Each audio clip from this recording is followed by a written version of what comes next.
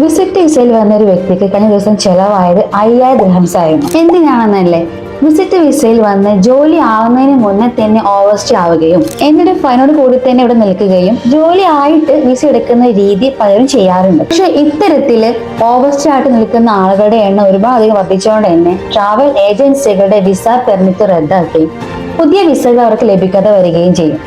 അപ്പോൾ ഓവർസ്റ്റേ നിൽക്കുന്ന ആളുകളെ അബ്സ്കൗണ്ട് ചെയ്യുക എന്നല്ലാതെ മറ്റൊരു ഓപ്ഷന് അവർക്ക് ഉണ്ടാവില്ല. അബ്സ്കൗണ്ടിങ്ങിന് പുറമെ UAE ബാൻ വരാനും ചാൻസ് ഉണ്ട്. കുറച്ചു കാലം മുന്നേ വരെ ഒരു 10 ഡേയ്സിന്റെ ഗ്രേസ് പീരീഡ് ഓവർസ്റ്റേ ലഭിച്ചിരുന്നു. പക്ഷെ ഇപ്പൊ അതില്ല. അബ്സ്കൗണ്ടിങ് വന്നു കഴിഞ്ഞിട്ടുണ്ടെങ്കിൽ അബ്സ്കൗണ്ടിങ് റിമൂവ് ചെയ്യാൻ നമുക്ക് നാട്ടിലോട്ട് മടങ്ങാൻ സാധിക്കില്ല. അതിനായിട്ട് നമുക്ക് ലീഗലി മൂവ് ചെയ്യേണ്ടി വരും. കൂടാതെ ഇതിന്റെ ഫൈനും കൂടി അടിച്ചിട്ട് നല്ലൊരു ഹ്യൂജ് എമൗണ്ട് ആയിരിക്കും നിങ്ങൾക്ക് ചെലവാകും. സോ വിസ റിന്യൂവൽ ആവാനായിട്ടുണ്ടെങ്കിൽ അത് റിന്യൂ ചെയ്യുക, അതല്ലെങ്കിൽ നാട്ടിലോട്ട് മടങ്ങുക.